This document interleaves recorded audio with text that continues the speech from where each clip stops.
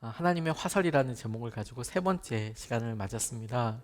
첫 번째 시간에는 사울이 화살을 맞고 죽어가는 과정에서 그가 하나님과의 사이의 관계, 친밀감을 깨닫게 되는 시간으로서 화살을 맞고 그가 죽음 앞에 마주하게 되는 것에 대해서 우리가 살펴보았고, 지난주에는 아합이 화살을 맞는 일을 통해서 심판의 화살이 죄를 기억하고 하나님께서 그냥 섬긴 듯 넘어가게 하시는 것 같지만 그분의 심판의 화살이 준비되어 있어서 악인은 반드시 하나님의 화살과 하나님의 심판 앞에 있게 될 것이다 라는 말씀을 우리가 같이 나누었습니다. 오늘 말씀은 요시야 화살을 맞고 죽고 나가는 그런 과정인데, 이번 시리즈를 준비하면서 제일 많이 기도하게도 되고 이번 시리즈를 놓고 기도하면서 가장 중심이 되었던 모티브, 동기가 되는 말씀이라고도 싶습니다. 결론부터 말씀을 드리면, 하나님의 화살, 하나님께서 밤하늘에 혹은 우리가 전혀 의식하지 못하고 있는 무의식 중에 우리의 가장 폐부, 아픈 곳, 죽을 수도 있는 곳에 날아오는 화살, 그거 왜 맞았나? 그거 우리 삶에 왜 날라온 건가? 라고 우리가 질문하게 될 때, 오늘 본문 말씀을 통해서 먼저 결론부터 나누면 모른다. 의외로 모르는 경우들이 더 많다 라는 이야기를 오늘 좀 드리고 싶습니다. 그리고 감히 믿음에 대해서 정의할 때 모르는 건 모른다고 이야기하고 아는 거는 안다고 이야기하는 것이 진짜 믿음이다. 그것을 같이 나누고 싶어요. 모르는데 아는 척하는 것과, 그리고 알지 못함에도 불구하고 그것이 하나님의 말씀인 듯 이야기하는 것이 얼마나 두려운 일인가. 이단들이 혹은 몇몇 무지한 종교 지도자들이 그렇게 이야기하는 것을 통해서 얼마나 많은 사람들이 미혹에 빠지기도 하고, 그리고 그렇게 따라갔던 결과가 자기의 삶에서 설명되지 않기 때문에 이걸 도대체 어떻게 이해하고 어떻게 따라가야 되지 못하는 결과 앞에 마주하게 될 때 교회를 떠나고 믿음을 버리게 되는 여러 일들이 결국에 모른다는 것을, 모르는 상황을 모른다라고 이야기하고 우리의 무지와 우리의 상황을 납작 엎드려서 겸손하게 하나님 앞에 같이 나아가야 될 때를 우리가 비껴나가게 됐을 때 그런 엄청난 결과들과 함께하게 되는 것을 보게 됩니다. 요시야가 맞았던 화살에 대해서, 그의 죽음에 대해서 오늘 같이 묵상하면서 우리의 삶에 설명되지 않은 고통과 아픔에 대해서 다시 한번 우리가 질문해 보고 싶습니다. 강용호 박사님이 시각을 잃고 나서 우리들을 모두에게 도전이 되었던 것들은 아마 여러분들도 잘 아시리라고 싶습니다. 중학교 나이에 아이들과 함께 열심히 운동하고 재밌게 놀 그 나이에 축구공을 맞았는데 그 축구공으로 인하여서 망막 박리 현상이 일어나게 됐습니다. 시각 장애인들이 약 100명 중에서 90명 이상이, 90% 이상이 후천적으로 시각을 잃게 되어 날 때부터 시력이 없는 사람들은 그렇게 많지 않습니다. 주로 사고, 그리고 여러 일들, 병으로 인하여서 시각을 잃게 되는데 그 중에 굉장히 많은 경우들이 이런 망막 박리 현상이에요. 앞에 있는 이 망막이 벗겨지게 되거든요. 그런데 이 외부의 충격에 의해서 망막 박리가 일어나게 되는데, 한꺼번에 확 그냥 벗겨지는 것이 아니고 시각을 갑작스럽게 심하게 다치게 되고 잃어버리게 되고 점점 더 없어지게 되는 그런 상황을 마주하게 됐답니다. 그 기간이 한 2년 정도 됐대요. 보통 간증에는 그냥 시각을 축구공 맞아서 잃은 것처럼 여겨지지만 병원에도 가고 시각을 붙잡고, 그리고 뭐라고 기도했겠습니까? 당연히 시력을 찾게 해달라고 기도했겠죠. 망막 박리가, 망막이 이렇게 떨어지는 거니까, 스티커 떨어지듯이 떨어지는 거니까 그게 붙도록 기도했겠죠. 약은 안 썼을까요? 약도 썼겠죠. 약 2년여 동안 간절히 기도했답니다. 그 맞은 순간에 시력은 많이 떨어졌지만 그래도 시력이라는 게 단계가 있거든요. 그래서 아예 빛도 구분하지 못하는 전맹도 있는가 하면 1급, 2급 이렇게 나눠지게 돼요. 그래서 아주 커다란 전봇대 같은 걸 한 20cm, 30cm 앞에서는 구분이라도 할 수 있는, 낮인지 밤인지 구분이라도 할 수 있는 그런 분들도 시각장애인으로 구분이 되기 때문에 최소한 장애가 덜 오도록 당연히 기도하지 않겠습니까? 제 눈 고쳐주세요. 제 눈 고쳐주세요. 이렇게 간절히 기도했지만 안 됐대요. 결국엔 되지 않으셨답니다.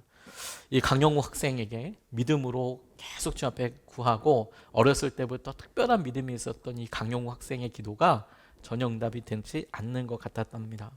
중학교 때부터 점자를 배우기 시작했고 그리고 그 점자로 대입 시험을 보게 됐습니다. 그리고 연세대학교 교육학과에 처음으로 들어가게 됐고 시각장애인 최초로 들어가게 됐고 졸업할 때에는 연세대학교 교육학과에 수석으로 졸업을 하게 됐대요. 장애인으로서가 아니라 전체 수석으로 단과대 수석으로 졸업하게 됐답니다. 그리고 국비 장학생으로 미국에 가게 됐죠. 유명한 이야기입니다. 그래서 미국 연방 최고 공직 백악관 국가장애위원회 정책차관보까지 역임하게 됐는데 어떤 분들에게 설명하실 때 그걸 우리로 그게 뭐냐? 이 차관보 이런 게 뭐냐? 그러면 대충 군대로 이야기하면 한 별 4개 대장급 정도 된대요. 대단하죠. 그러니까 군대로 이야기하면 별 4개 대장급 정도 되는 직위랍니다. 그 강영우 박사님께서 생전에 거치셨던 그 직위가 그렇대요. 그런데 이분이 회고한 곳에서 이런 이야기를 하셨어요.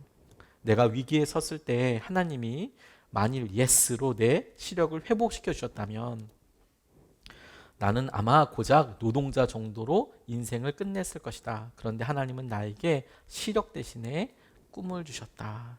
그분의 회고록에 그렇게 쓰셨어요. 만약 그때 어렸을 때 강영우 소년의 간절한 기도를 들어주셨다면 아마 자기의 삶은 그때 당시에 대부분 본인의 친구들이 살았을 법한 그냥 노동자의 삶을 살고 이름이 드러나지 않은 그냥 평범하고 일상적인 삶을 살았을 게 분명하지만 하나님께서 그 시력을 고쳐달라고 이야기한 그 기도를 응답해 주시 않은 것처럼 느껴지고 난 시간을 통과하고 나니까 내게 시력 대신에 꿈을 주셨구나, 비전을 주셨구나 라는 것을 본인이 알게 되었노라고. 이것은 본인의 삶이 시력을 잃어버린 것 때문에 당시에는 꿈꿀 수 없었던 대학 그리고 유학 그리고 하나님께서 귀하게 쓰시는 영광을 드러내는 자리까지도 올라가게 되었던 것을 설명하는, 자신의 인생을 설명하는 굉장히 중요한 표현이겠죠.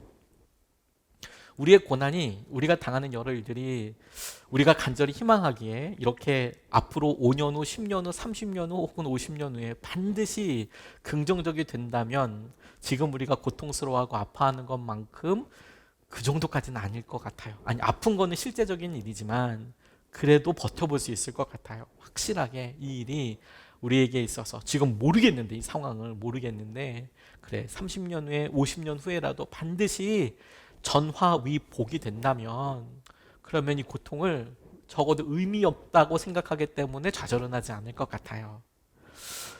갑자기 날아온 하나님의 화살이 우리의 삶을 통째로 바꿔버리고 그것이 정말 죽을 것 같은 상황을 맞이하기도 하고 실제로 우리 주위에 소중한 사람을 잃게 되기도 하는 그런 일을 보면서 우리가 조심스럽게 질문해 봅니다. 우리의 마음에 나타나 있는 두려움, 그 모습 그대로를 드러내놓고 질문해 보고 싶어요. 우리가 두려워하고 있는 것대로 이대로 끝나진 않을까? 혹은 이것의 의미를 모르고 내가 정말 힘들진 않을까? 하는 것이죠.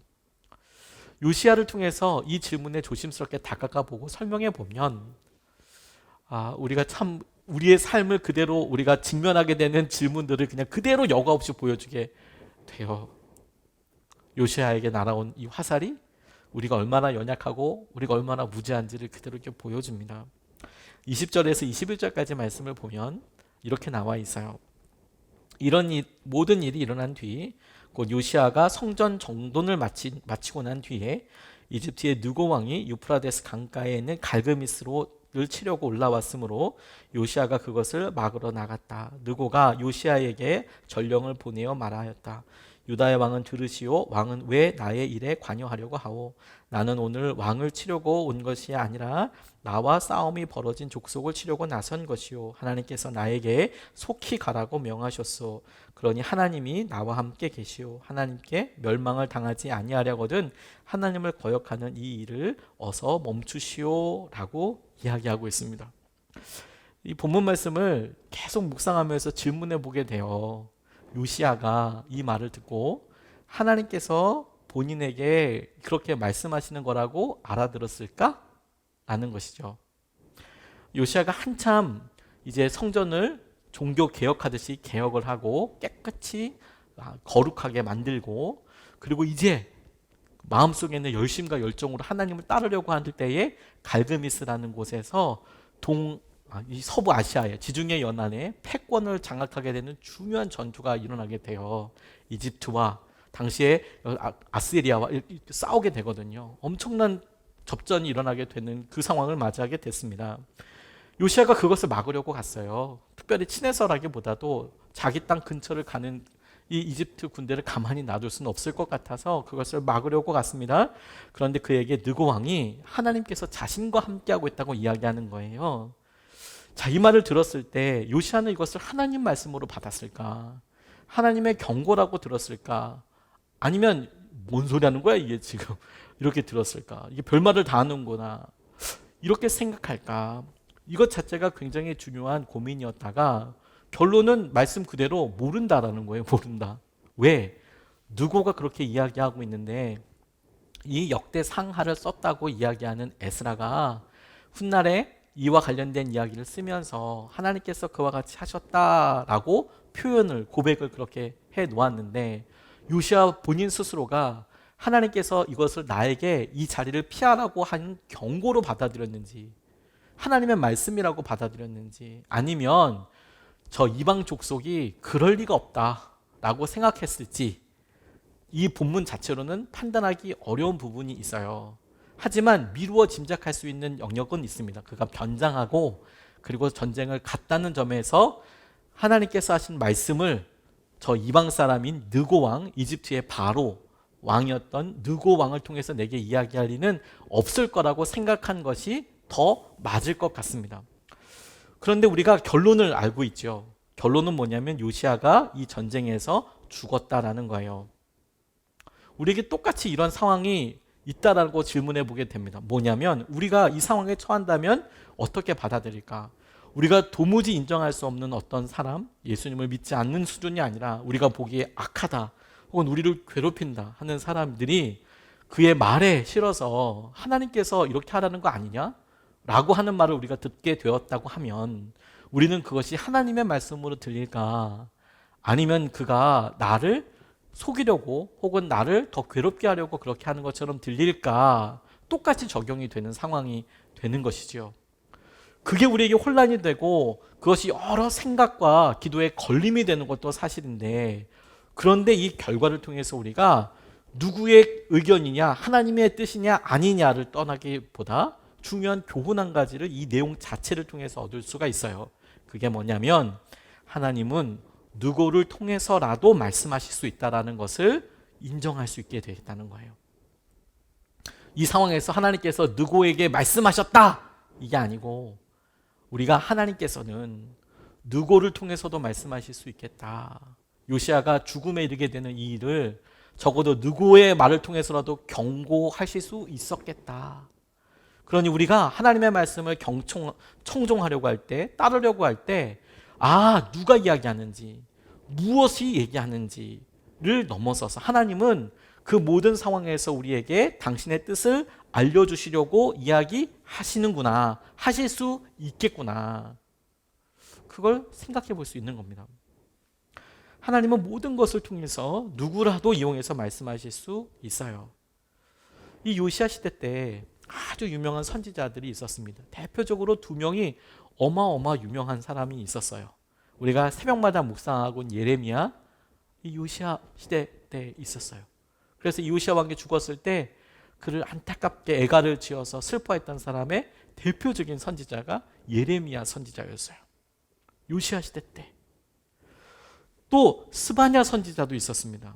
스바냐서를 쓴 스바냐 선지자도 요시아 시대 때 활동했던 사람이에요. 하나님께서 메시아를 주실 것이라고 이야기하는 그런 선지자들이 그 시기에 다 있었습니다.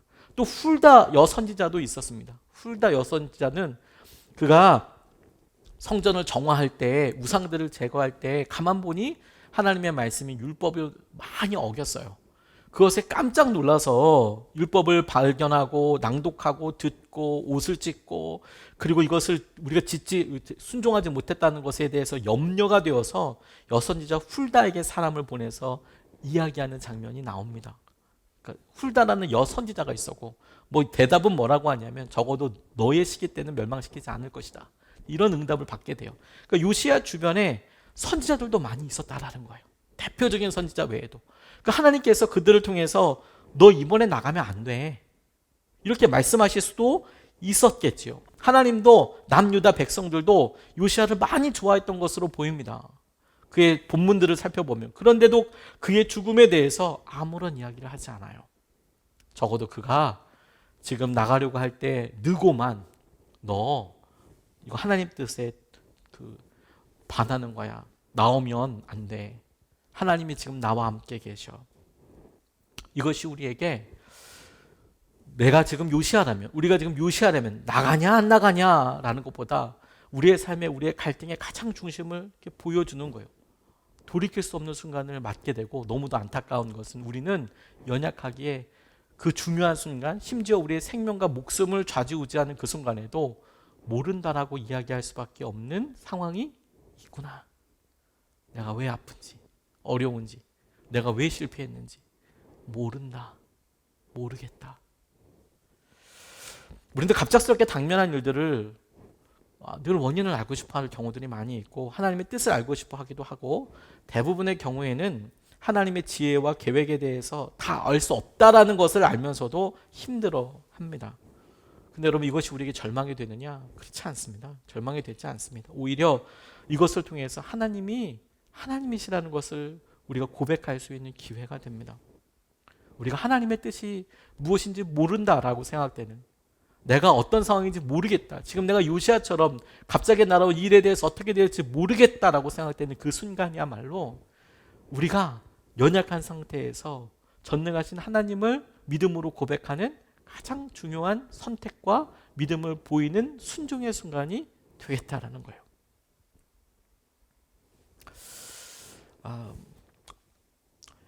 아우카족을 부족을 복음으로 전했던 엘리엇 선교사에 대해서, 짐 엘리엇 선교사에 대해서 잘 아실 거예요.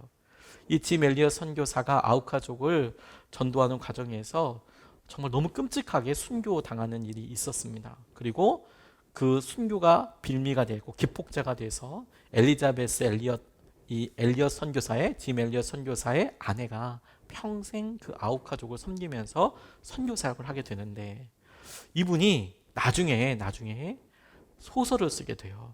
그러니까 본인이 경험하고 처했던 선교적인 여러 일에서, 선교적인 현실에서 본인이 소설 하나를 쓰게 되는데, No graven image라는데 인간이 만든 형상이 아닌이라는 뜻이에요. 인간이 만든 형상이 아닌이라는 소설을 썼습니다. 근데 본인의 경험과 그리고 선교를 오래 평생 사역하다 보니까 경험하게 된 일을 소설이라는 형태를 통해서 이제 표현한 거예요. 거기에 이런 이야기가 나옵니다.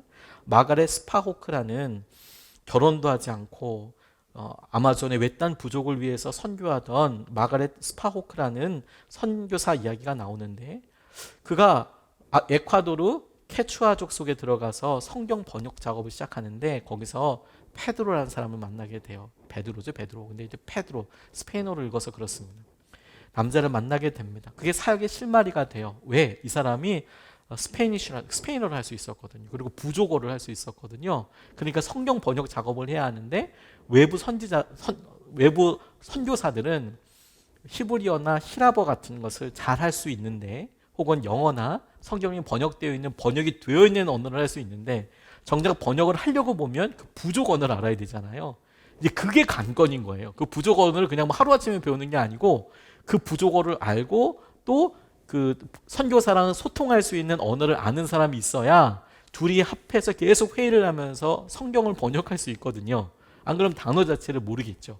사전 이런 거 아예 없으니까 사전을 만들어 가며 성경을 번역해 가는 게 이제 성경 번역하는 선교사님들의 주요 일이거든요. 근데 페드로라는 사람 만나게 된 거예요. 부족의 언어를 알고 있고, 그러니까 자기가 할 수 있는 스페인어를 알고 있으니까 잘 됐다. 이제 점점 자기의 선교가 이제 조금 더 진척이 되겠다. 그래서 그렇게 기도하고 자기 후원해 주는 미국 교회들에게도 그렇게 기도 부탁하고 막 그러다가 어느 날 페드로를 찾아갔답니다.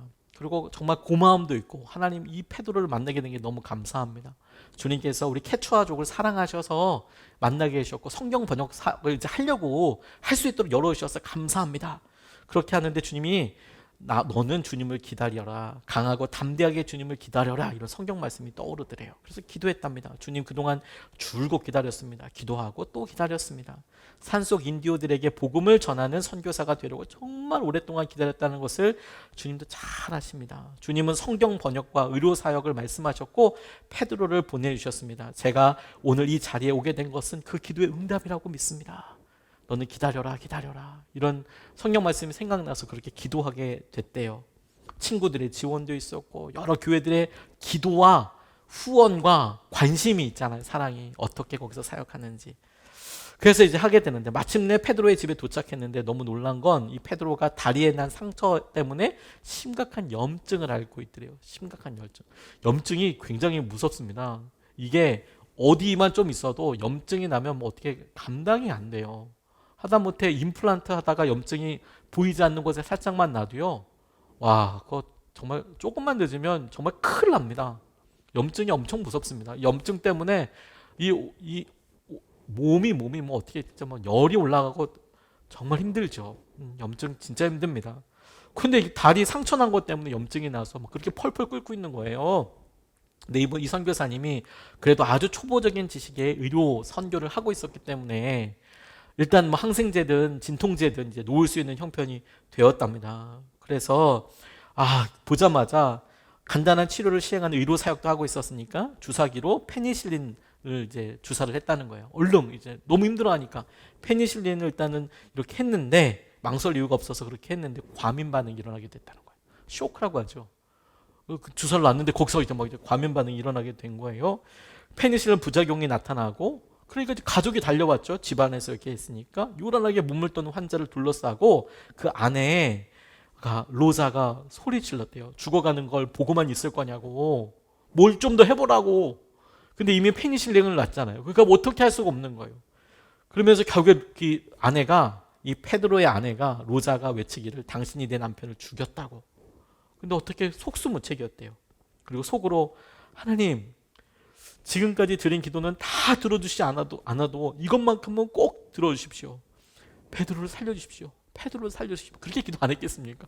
자기가 주사를 놨는데 자기 동력자가 지금 자기 앞에서 죽어가고 있으니까 아무것도 응답 안 해주셔도 좋으니까 이 사람만 좀 살려주십시오. 그렇게 기도를 했는데 마침내 상황이 더 나빠지고 헛구역질을 시작하고 몸을 벌벌벌벌 떨고 그리고 이 아내는 그 앞에서 뭐 어떻게 하지 못하고 있다가 계속 기도하는 과정 가운데 주님 로자는 어떻게 합니까? 주님의 일을 어찌하면 좋겠습니까? 하는 과정을 계속 겪으면서 결국에는 베드로가 죽었대요.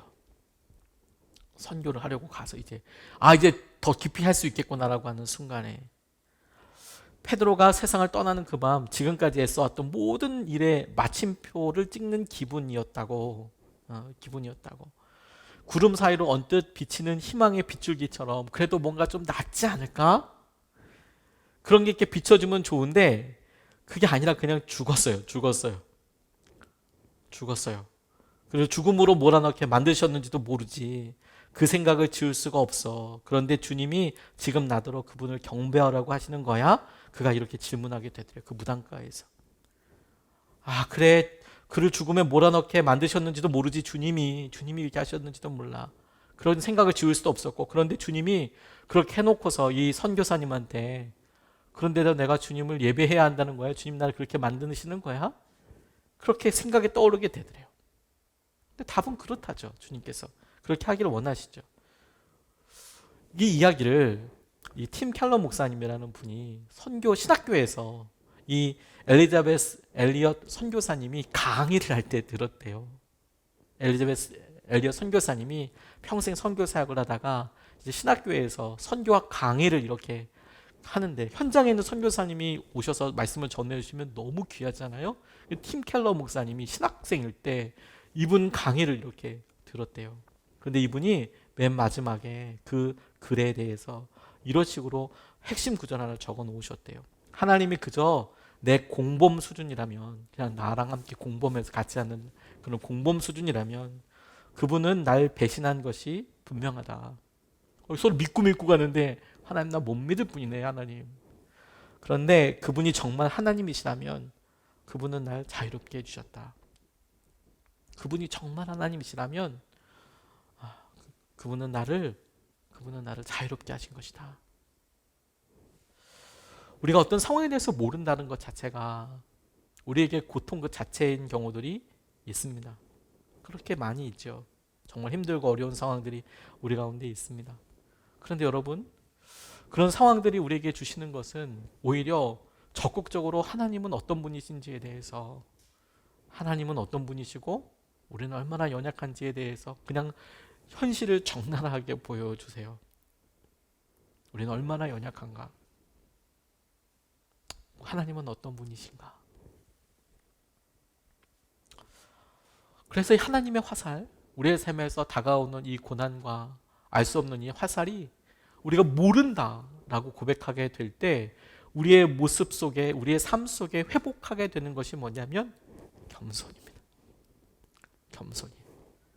하나님은 하나님이시고 우리는 사람이다. 우리는 하나님이 아니다. 우리는 이 모든 것을 다 알 수도 없을 뿐더러 우리는 이 모든 일들 다 승리할 듯 나아가지만 그렇게 할 수 없다. 겸손을 우리에게 알려주세요. 22절과 23절 말씀에 이렇게 나와 있습니다. 그러나 요시야는 그에게서 돌이켜 되돌아가지 않고 느고와 싸우려고 변장까지 하였다. 이처럼 요시야는 하나님께서 느고를 시켜서 하시는 말씀을 듣지 아니하고 무기또 평원에서 진군하여 가서 싸웠다. 그때 적군이 쏜 화살이 요시야 왕에게 박혔다. 왕이 자기 부하들에게 명령하였다. 내가 크게 다쳤다. 내가 여기서 빠져나가도록 나를 도와라 라고 이야기합니다. 요시야가 알아듣지 못했어요. 하나님께서 함께 하시는 것에 대해서. 적어도 에스라가 쓴 말씀에 의하면 하나님께서 누구 편이신 것처럼 보였는데 그가 변장까지 해서 들어갔답니다. 여러분, 이거 우리가 어디서 많이 봤죠? 변장까지 하고 들어가서 죽음당한 왕이 아합이잖아요. 최고 악한 왕, 하나님의 마음을 정말 속을 새겼던 아합 왕. 그런데 이 이스라엘 왕조 중에서도 끝으로 가서 요시야라는 하나님께서 정말 흡족해 하시고 기뻐하셨던 그런 왕을 만나서 성전이 회복되고 예배가 회복되고 하나님께서 정말 금쪽같이 사랑하는 그런 왕을 만났는데, 너무 우리 삶의 아이러니한 건 뭐냐면 하나님께서 심판의 화살을 쏘아서 떨어뜨렸던 그 왕과 너무도 똑같은 상황으로 죽게 된다는 거예요. 적어도 우리가 야, 변장까지 해서 죽었으면 나쁜 짓을 했으니까 주님께서 그렇게 죽인 거지 라고 할 수 없을 만큼. 그럼 요시야도 죄인이야? 자, 참 사랑하는 목사님 중에서 근래 통화를 하는데 안타깝게 공감했던 내용이 있어요. 본인의 실수와 잘못으로 그런 어려운 시기를 겪고 있는데 그걸 뭐 잘한 것도 아니고 나쁜 일도 아니죠. 본인 실수고 잘못이고 그 일은 당연히 책임을 져야 할 일인데, 근데 그 가정에 개인적으로 아주 어려운 일이 생긴 거예요. 본인이 실수한 것과 전혀 상관없이 그 가정에 부모님에 대해서 어려운 일이 생겼습니다. 그런데 관계에서 어렵게 하고 힘들게 하는 그 다른 쪽 사람들이 말하기를, 표현하기를 그거 죄져서 그래. 부모님이 그런 건 죄져서 그래. 그 말이 얼마나 아프고 얼마나 큰 비수인지, 얼마나 낙담하게 하는지. 그거 죄 때문에 그래. 본인이 힘들고 어려운 거에 대해서 그렇게 얘기하는 거, 오케이. 그런 부분이 있다고 인정한다고 쳐도 그런 죄라는 것으로 당신의 모든 삶은 다 죄 때문에 그래. 그러면 진짜 아프죠. 제가 선교 갔을 때 어느 목사님 만났는데, 목사님이 암에 걸리셔서 물론 치유되는 과정을 통해서 수술도 여러 번 하고 가셨지만 개척교회를 어렵게 목회하고 계시는데, 미자립교회를 목회하고 계시는데 교회를 옮기셨어요. 근데 마지막 옮기게 된 이유가 성도들이 없어서 교회를 폐쇄하고 옮기게 되셨나 봐요. 마지막 성도들이 떠날 때 성도들이 말이라도 그냥 목사님 건강하셔야죠. 뭐 이렇게 얘기해 주면 좋잖아요. 뭐 안 볼 거 아니고. 그런데 근데 말이라도 그렇게 예쁘게 해주시면 참 좋을 텐데 목사님 아프고 그런 거 보니까 신령하지 않은 것 같다고. 그래서 교회를 나갔다. 그 이야기를 들으니까 이 목사님은 본인이 아픈 거 사실이잖아요. 본인이 뭐 신령하다 신령하지 않다 이렇게 얘기할 수는 없지만 본인 스스로는 하나님 앞에서 늘 우리가 부족하지 않습니까? 목사들 중에서 나 주님 앞에 떳떳해라고 이야기하는 사람이 몇 명이나 될 것 같아요? 많지 않을걸요? 오히려 그렇게 나 떳떳하다고 이야기하는 사람이야말로 좀 사실은 심각하게 지켜봐야 될 수 있을 가능성이 높아요. 그렇다고는 얘기는 못하지만 왜냐하면 주님이 정말 그렇게 쓰시는 분들도 있을 법하니까. 근데 대부분의 목사는 아니 뭐 그렇게도 아니고 적어도 저는 제가 주님 앞에 나아가면 나갈수록 늘 너무 죄송하고 힘들더라고요. 제 죄 때문이 아닌가 연약함 때문이 아닌가라고 늘 두려워요. 주님 앞에 나아갈수록 더 나아갈수록 말씀을 읽을수록 늘 그런 부분들이 생각이 나요. 그래서 해결하고 그렇게 몸부림치고 넘어가야만 하는 상황이거든요. 근데 그렇게 얘기하니까 그게 얼마나 마음에 비수해요. 하나님의 화살이라고 이야기할 때 제가 이 본문 붙잡고 하나님의 화살이라고 이야기할 때 그리고 이 시리즈 설명하면서 사울을 들어서 설명하고 그리고 아합을 들어서 설명하면서 이제 요시아의 화살을 놓고 처음에 말씀을 읽다가 이걸 어떻게 설명해야 될지 몰라서 찾다 보니 사울을 찾았고 아합을 찾았어요. 물론 그거 외에도 몇몇 군데 화살 관련된 이야기가 더 나오긴 합니다. 근데 요시아라는 왕의 왜 화살 맞았나 왜 죽었나를 설명하기 위해서 성경에 보니까 제일 마음속에 대척점을 이루면서도 말도 안 되게 설명이 안 되게 혼란스러운 게 뭐냐면 아합이 죽었다라는 거예요. 똑같이 변장하고 나가서 그냥 무심코 쏜 화살이 그를 죽인 것처럼 무심코 쏜 화살이 그 사랑하는 왕을 똑같은 방법으로 적어도 죽이는 것처럼 보이더라는 거예요. 이건 뭐 성경에 대해서 이해의 수준이 아니라 제가 저희 성도님들을 볼 때 제일 많이 느끼는 안타까움이기도 해요. 그 가정이 왜 어려움을 당하는지 솔직히 모르겠어요. 제가 목사이고 위에서 기도도 그렇게 오래 하고 날마다 기도하고 있지만 모르겠어요. 아파요. 모르겠어요. 그래도 이제 성도님들은 저한테 와서 이제 여쭤보시죠. 저는 그게 당연하다고 생각하고 그분들의 당연한 권리라고도 싶어요. 그리고 저도 그 일에 있어서 하나님의 뜻과 하나님의 마음을 알고 기도하고 그리고 계속 끊임없이 설명해주고 이야기해주는 게 제 사명이라고 생각하기 때문에 마땅히 그러야 한다고 생각하지만 모르겠어요. 하나님 이런 요시아가 왜 화살 맞아 죽어야 되죠? 그래서 이름을 심판의 화살도 아니고 깨달음의 화살도 아니고 하나님께서 쏘셨네. 그냥 하나님의 주권? 하나님만 아시네. 이 화살의 의미는 하나님만 아시네.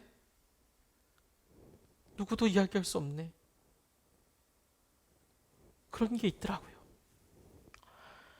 그가 화살을 맞았다고 해서 그가 하나님께 순종한 것이 다 사라지는 거겠습니까? 요시아가? 아니잖아요. 그가 그렇게 화살 맞았어 똑같이 아합처럼 죽었다고 해서 그가 성전을 개혁하고 그가 하나님을 믿어보려고 그렇게 몸부림쳤던 게 다 거짓이 되는 겁니까? 아니잖아요. 그가 사랑받았던 것, 순종하려고 했던 것, 말씀을 발견하고 성경 두루마리를 발견해서 그 율법 두루마기대로 살기 위해서 사람들에게 독려하고 그렇게 권면하고 자기 스스로 모범을 보이고 했던 것이 다 거짓이라고 이야기할 수 있겠습니까? 아니잖아요. 누구도 그와 함께 해주는 사람이 없었다고 해서 그에게 한계가 있었다고 해서 그의 삶을 틀렸다고 이야기할 수는 없잖아요. 근데 이것이 우리를 겸손하게 만든다는 거예요. 그렇게 종교개혁을 하고 하나님의 말씀이 다 이루어졌던 요시아조차도 하나님의 화살 앞에 있더라. 그게 우리에게 위로가 되더라고요. 최근에 이어령 박사님께서 돌아가셨죠.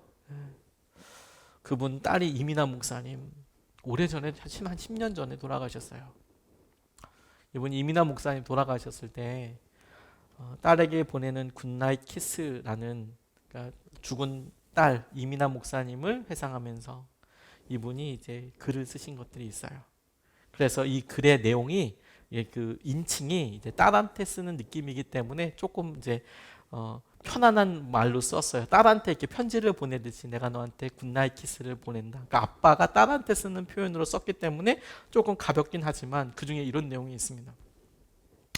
너는 이제 이민아 목사님이에요. 이어령 박사님이 너라고 이야기하는 사람은 이민아 목사님입니다.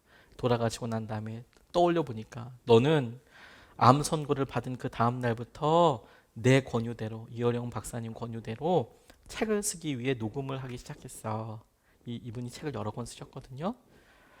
사실 더욱 놀라웠던 건 말이야. 너는 한국에 와서 늘 기적을 겪었잖니.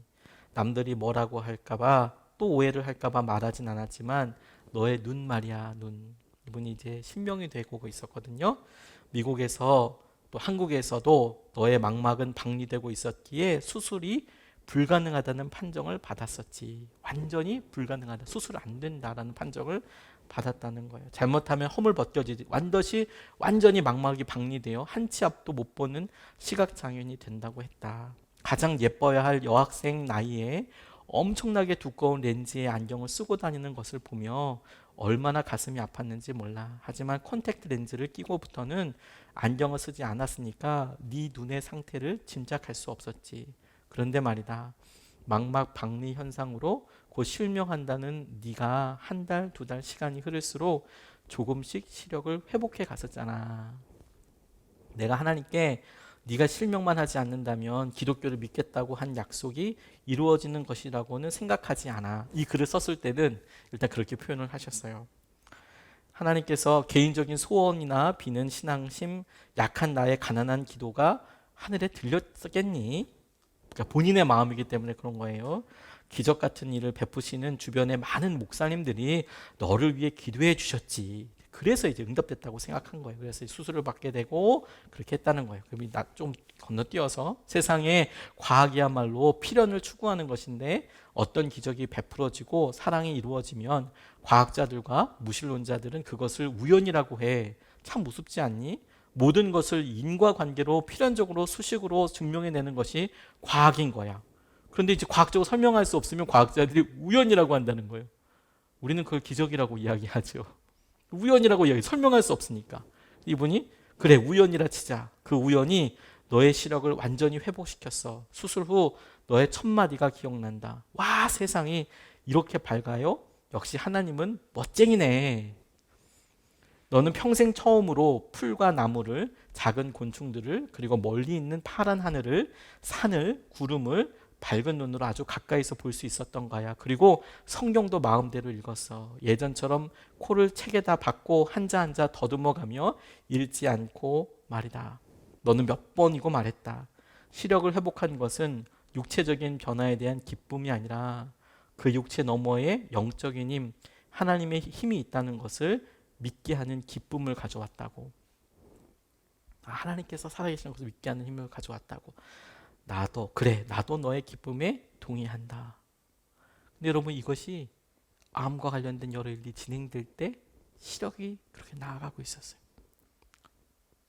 이상하지 않나요? 주님이 기적을 그렇게 이루어 가실 때, 분명한 기적을 그렇게 이루어 가실 때 생명은 또 꺼져가고 있어요. 그래서 겸손하다는 것을 생각할 때 우리가 언젠가 닥칠지도 모르는 일들에 대해서 두려워하며 보내야 된다는 게 아니에요. 오히려 그 너머 하나님께서 가지고 계신 계획을 믿을 수 있다는 거예요. 이럴 때일수록 의지할 수 있는 분이 하나님밖에 없다는 것을 떠올려야 한다는 거예요. 그리고 놀랍게도 그런 것은 우리의 평상시의 모습을 통해서 알 수 있어요. 우리 요시아의 죽음과 겸손함은 그가 어떤 사람인지를 알게 해주시는데 그게 24절에 이렇게 나와 있습니다. 그는 부하들의 부축을 받으면서 자기의 병거에서 내려 그의 부사령관의 병거를 타고 예루살렘으로 돌아와 숨을 거두었다. 사람들은 그를 그의 조상들의 묘에 장사하였다. 온 유다와 예루살렘 사람들이 그의 죽음을 슬퍼하였다. 아합은 거기서 전쟁이 치열해서 맹렬해서 나오지 못했는데 이 사람은 나오긴 했어요. 그런데 죽음에 이르게 됐죠. 그의 죽음이 사람들에 의해서 애도되고 그리고 기억되고 그의 삶이 그러면 이렇게 해서 끝나는 게 아니라 그의 믿음과 상황이 그 이후에 하나님께서 그를 기억하시고 그를 붙잡아 주는 것을 통해서 우리에게 여전히 살아있는 거예요. 하나님이 그를 기억하시거든요. 25절 말씀이 이렇게 나와 있습니다. 예레미야 예언자가 요시아의 전사를 애도하는 애가를 지었는데 노래하는 남녀가 요시아 왕을 애도할 때에는 그 애가를 부르는 것이 관례가 되어 오늘까지 이른다. 그 가사는 애가집에 기록되어 있다. 사실 이 말 한마디 때문에 예레미야와 예레미야 애가를 통째로 다 읽고 어느 부분일까 이제 상상을 해보기도 했는데 딱 요시아의 죽음 이렇게 나와 있지는 않지만 그가 계속해서 이스라엘의 회개를 놓고 남유다의 회개를 놓고 기도하고 하나님께서 이 땅에 심판하실 거야. 그러니까 돌아와라. 심판하실 거야. 계속 끊임없이 이야기했던 하나님의 저울추가 심판으로 기울어서 이제 남유다도 멸망하게 될 거야. 그런데 예레미야가 보았던 요시아는 바로 그때에 그래도 하나님을 믿고 따르려고 했던 그런 아주 마음에 흡족한 왕이었음에도 불구하고 하나님의 이 시계추를 돌려놓을 수는 없었나 봐요. 그렇게 힘들었나 봐요. 그런데 그가 그렇게 죽음에 이르게 됐어요.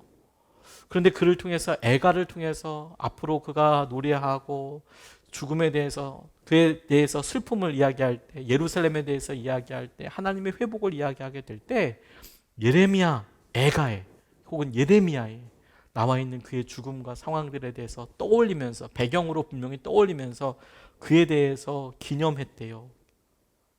저는 이것이 이스라엘 백성들만이 기억하는 것이 아니라 하나님께서 그들의 앞으로 그 후손들이 부르면서 하나님께서 기억하시고 그가 어떤 사람이었는지 그의 죽음이 그의 당대에 끝나지 않고 하나님께서 그의 고백과 그의 삶을 기억하셔서 사람들에게 기념하도록 하실 뿐만 아니라 하나님도 기억하신다라고 그렇게 생각하게 됐어요. 그리고 저는 그 증거를 그 이후에 이스라엘의 왕들에게서 찾았습니다. 성경을 통독하시는 분들은 역대하 말미에 나와 있는 족보들이 굉장히 만만치 않다는 것을 아마 동의하실 것 같아요. 왕이 갑자기 막 그 한 장 안에 몇 번 바뀌거든요. 무슨 왕. 역대상하도 북이스라엘과 남유다가 함께 있는데 이 남유다 말미에 가면 뭐 이게 막 왕이 막 바뀌어요. 그래서 뭐 갑자기 했다가 뭐 한번 100일 만에 또 뭐 바뀌고 막 이렇습니다. 몇 년 있다가 또 바뀌고 뭐 특별한 일 없이 그것도 바뀌어요. 뭐 너 쳐들어 느고가 쳐들었다 바꾸고 누가 왔다가 또 바꾸고 막 계속 바꿔요. 그런데 그 족보를 꼼꼼히 따라가 보면 굉장히 독특한 점을 찾을 수 있어요. 제가 말씀을 보면서 너무 놀랍고 주목해 왔던 건데요.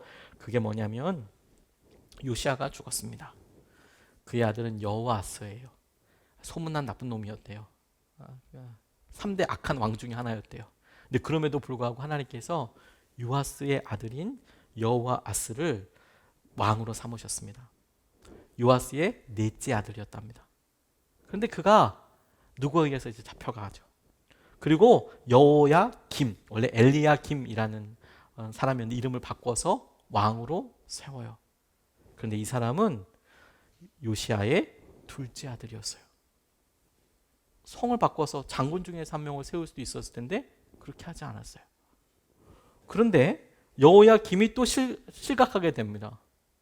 죽어요. 그리고 이 여호야김의 맏아들 요시아에게 있어서는 손자가 되는 여호야긴이라는 어린 왕을 또 세웁니다. 그쯤에서 그렇구나 라고 싶지만 여호야긴이 바벨론으로 잡혀가요. 그리고 왕을 세웁니다. 그런데 이 마지막 20대 왕은 시드기야인데 그는 요시아의 셋째 아들이었어요. 저는 이 말씀이 왜 이렇게 꼼꼼하게 읽어보면서 이게 되게 독특하고 특별했냐면 다윗에게 하나님께서 솔로몬을 주셨어요. 다윗은 하나님 마음에 아주 합한 왕이었잖아요. 그렇다고 해서 솔로몬이 실각하거나 힘들었을 때 다윗의 왕 중에서 세 아들이나 왕이 되지는 않았습니다.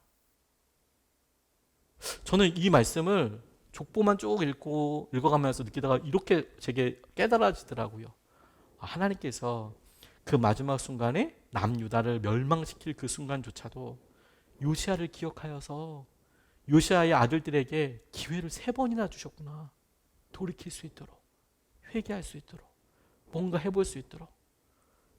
그래서 야, 이스라엘의 대가 너희들 그 조상들이 했던 대대손손 그런 악한 일 때문에 멸망하게 되더라도 내가 기회를 준다면 요시아 때문에 요시아 아들들 중에서 나와야겠다. 마치 다윗을 기억하여서 므낫세 같은 아주 그냥 엄청난 왕이 나오고 자기 아들을 갖다가 막 하나님 앞에 바친 우상 신한테 바쳐요. 므낫세 같은 사람은. 그러니까 히스기야가 왕이 될 때 히스기야 왕의 아버지가 므낫세였거든요.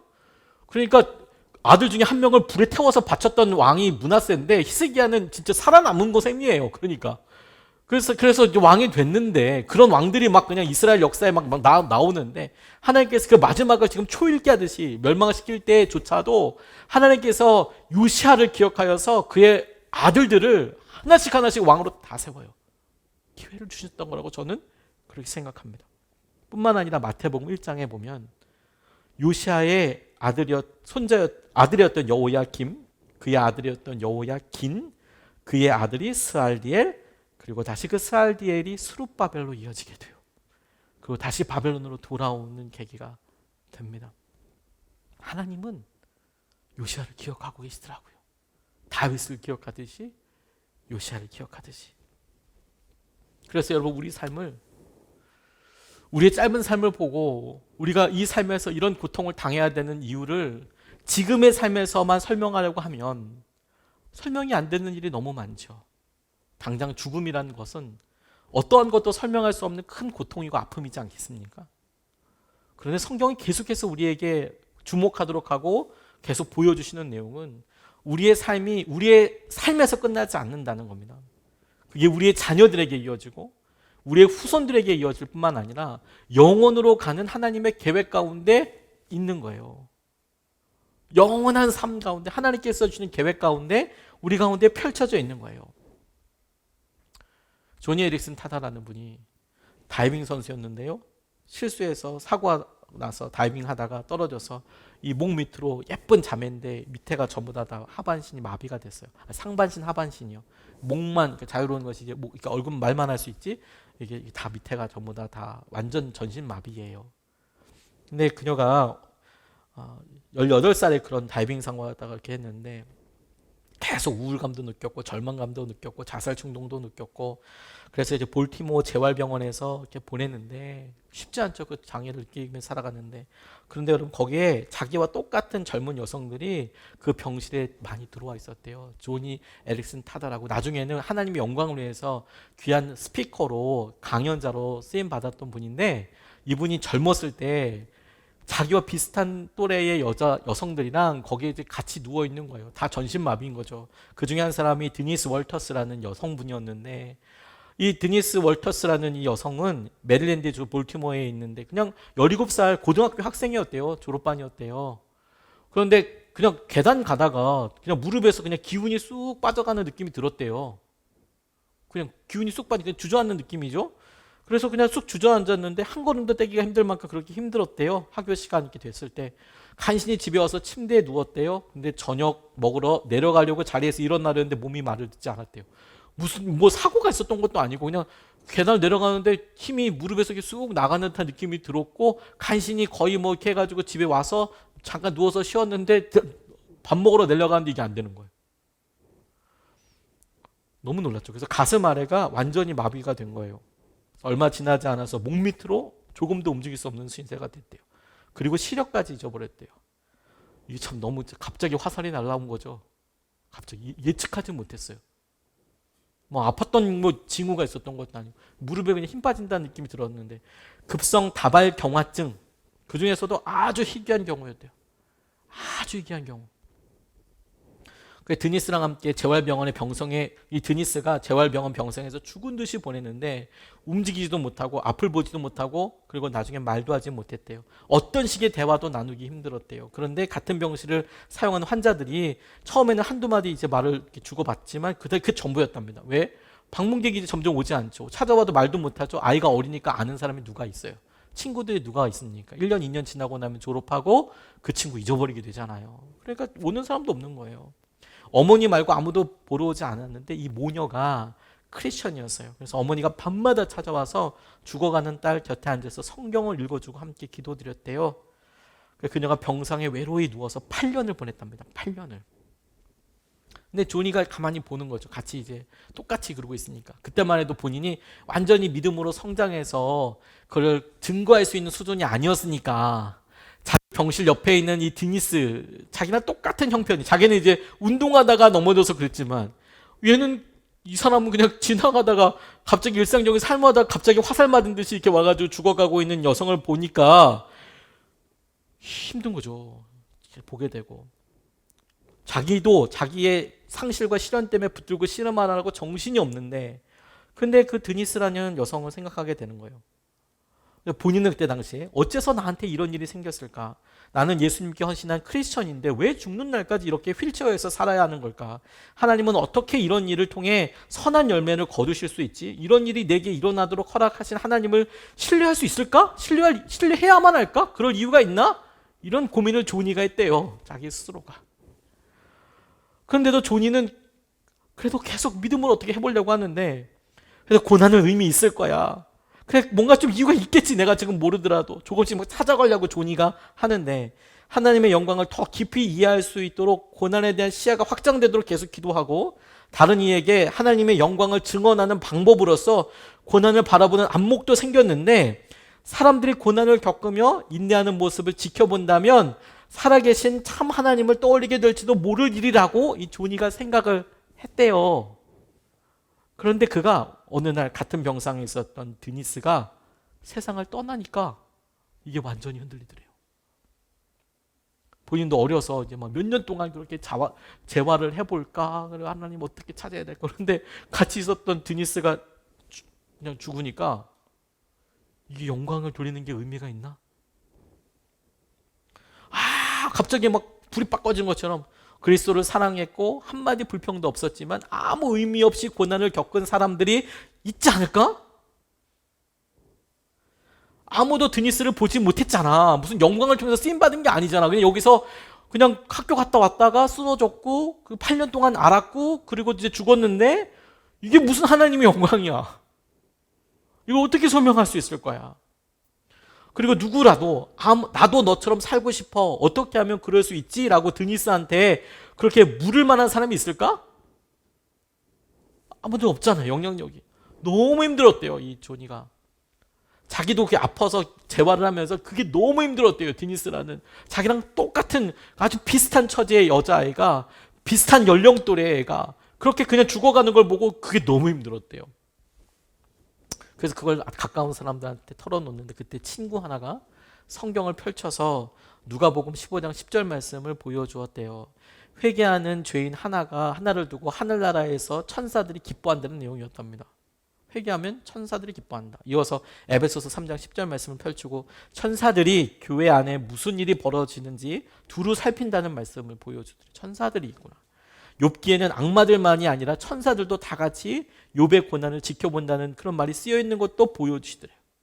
친구가. 그리고 이 조니가 그렇게 힘들게 드니스의 죽음을 보고 자기가 그렇게 힘들고 어렵게 생각했을 때 하나님께서 주신 새롭게 열려진 말씀은 뭐였냐면 세속적인 세계관은 이 세상이 전부라고 말해요.